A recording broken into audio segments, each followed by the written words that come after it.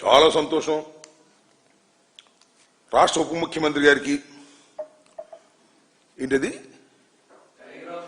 Tiger of martial arts బిరుదు వచ్చినందుకు రాష్ట్రం గర్వపడాలి.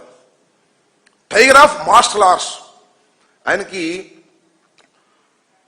మాస్టర్ ఆర్ట్స్ ఏమన్నారు మార్షల్ ఆర్ట్సా ఈ కుంఫు వాటి మీద ఏదో కొంత సినిమాల్లో కత్తిసాము వాటితో కొంత ప్రమేయం ఉంది, నేను కాదని అంటలా.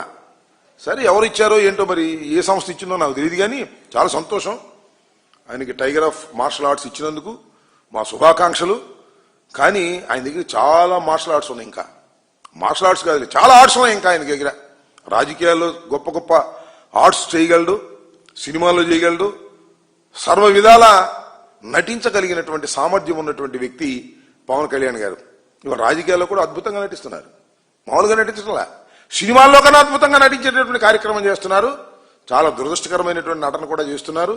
ఎంతసేపు చంద్రబాబు నాయుడు గారిని పొగట్టడం, జగన్మోహన్ రెడ్డి గారిని తిట్టడం, ఇది ఒక పెద్ద ఆర్ట్. దీనిలో కూడా చంద్రబాబు నాయుడు గారు ఆయనకి చాలా బహుమతులు ఇస్తున్నాడు ఈ ఆర్ట్ చేసినందుకు. ఏది చంద్రబాబు నాయుడు గారిని అనవసరంగా పొగట్టడం, జగన్మోహన్ రెడ్డి గారిని అనవసరంగా తిట్టడం. This the great art. ఈ ఆర్ట్కి చంద్రబాబు నాయుడు గారు చాలా బిరుదులు రహస్యంగా ఇస్తున్నారు, చాలా బిరుదులు రహస్యంగా తీసుకుంటున్నారు. సంతోషం. దీనికి కూడా ముందు ముసళ్ల పండగ రాబోయే కాలంలో ప్రజలు అన్ని వాస్తవాలు తెలుసుకుంటారని కూడా ఈ సందర్భంగా నేను చెప్పదలుచుకున్నాను.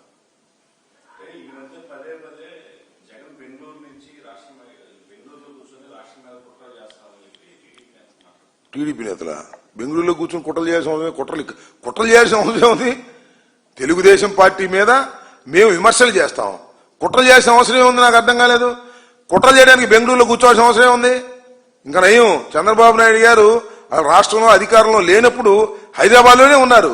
ఇంకా జగన్మోహన్ రెడ్డి గారు ప్రతి వారం వచ్చి ఇక్కడ ప్రజలతో మమేకమవుతున్నారు, మమేకమై రాజకీయాల గురించి మాట్లాడుతున్నారు. అనేక సందర్భాలు అనేక చోట్లకు వెళ్లి పరామర్శించే కార్యక్రమాలు కూడా చేస్తున్నారు. తెలుగుదేశంలోకి అది ఒక కడుపు మంట అంతే. జగన్మోహన్ రెడ్డి గారు బెంగళూరులో ఉన్నాడు, జగన్మోహన్ రెడ్డి గారు బెంగళూరులో ఉన్నాడు. ఈయన ఎక్కడున్నాడే, పవన్ కళ్యాణ్ గారు ఎక్కడున్నాడు, చంద్రబాబు ఎక్కడున్నాడు. ఇప్పుడు కూడా హైదరాబాద్ లో కదా నివాసం, వెళ్ళి పర్మనెంట్ నివాసాలు ఎక్కడున్నాయి చెప్పని అడుగుతా ఉన్నా. చంద్రబాబు నాయుడు గారి పర్మనెంట్ నివాసం ఎక్కడుంది?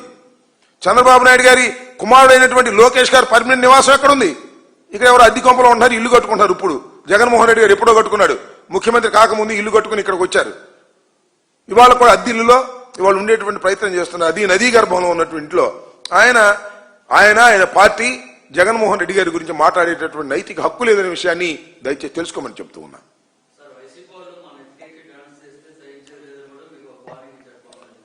నెత్తినెక్కి మేమా?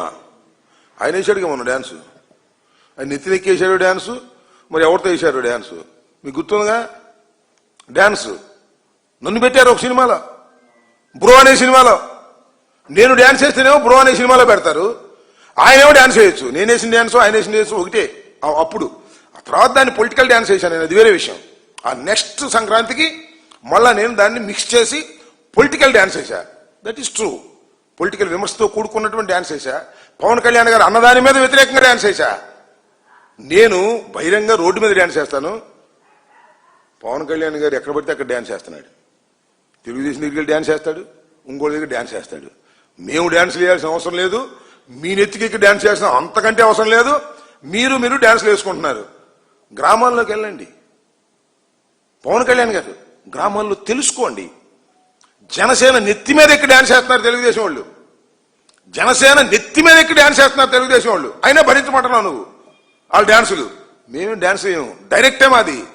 మేము మీతో పోరాటం, మీతో రాజకీయ విమర్శ, రాజకీయ ఎత్తుగడలు, రాజకీయంగా ప్రత్యర్థులు. మీరు మిత్రులు, మీరు బాగానే ఉన్నారు. చంద్రబాబు నాయుడు గారు, నువ్వు, లోకేష్ గారు బాగానే ఉన్నారు. కానీ గ్రామాల్లో, నియోజకవర్గాల్లో మీ జనసేన నాయకుల మీద, జనసేన కార్యకర్తల మీద చంద్రబాబు నాయుడు గారి యొక్క కేడరు డ్యాన్స్ వేస్తున్నారు. అది చూసుకోండి. మా డ్యాన్స్ సంగతి, మా డ్యాన్స్ బహిరంగ కనపడిద్ది.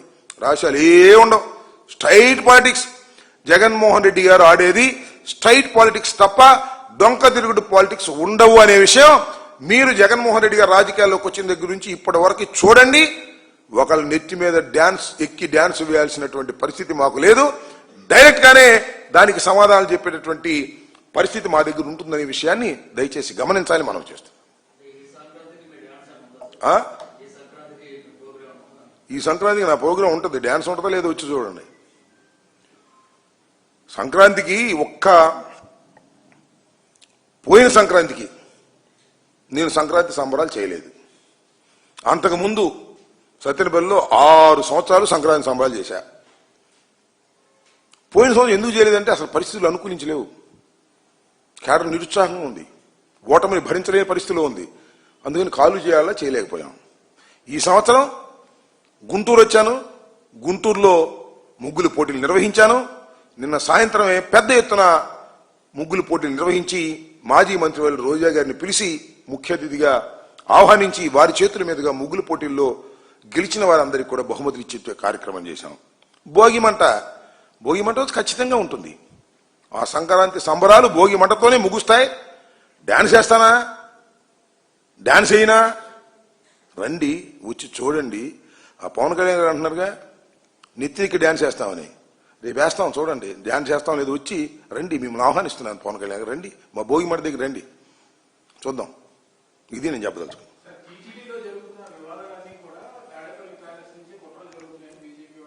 అసలు కుట్రంతా చంద్రబాబు ఆరోపించే బీజేపీ వాళ్ళు చేస్తున్నారు, ఆరోపిస్తున్న బీజేపీ వాళ్ళు చేస్తున్నారు. ఏమని నాకు అర్థం కాలేదు. ఇప్పటికీ దైవాన్ని అడ్డం పెట్టుకుని రాజకీయం చేసేటటువంటి తుచ్చమైన మనస్తత్వంతో చంద్రబాబు ఉన్నాడా లేదా? ధర్మంగా మాట్లాడండి. ప్రసాదంలో కల్తీ కలిసిందని, అయిపోయిన ప్రసాదంలో కల్తీ కలిసిందని ఆయన మాట్లాడి జగన్మోహన్ రెడ్డి గారి మీద బురద జల్లి జగన్మోహన్ రెడ్డి గారి మీద హిందుత్వంలో వ్యతిరేకత పుట్టించడం కోసం పడుతున్నటువంటి పాటలు ఇంత అంతా చెప్పండి. రాజకీయంగా ఉంటే నువ్వు మీరు తీసుకోవాలి, రాజకీయంగా ఉంటే దాన్ని ఎదుర్కోవాలి. అంతేగాని జగన్మోహన్ రెడ్డి గారి మీద బురద జల్లడానికి మతాన్ని ఉపయోగించుకునేటటువంటి ఒక తుచ్చమైన బుద్ధితో ఇవాళ కూటమి ప్రభుత్వం పనిచేస్తుంది. దీన్ని భగవంతుడు కూడా క్షమించడు. మరి ముఖ్యంగా శ్రీ శ్రీ శ్రీ శ్రీ ఏడుకొండల స్వామి అసలు క్షమించడని కూడా ఈ సందర్భంగా చెప్పదలుచుకున్నాను. మాకు అలాంటి కుట్రలు కుతంత్రాలు చేయవలసిన అవసరమే లేదు. నేను ఇందాక చెప్పిన స్ట్రైట్ అంతా కూడా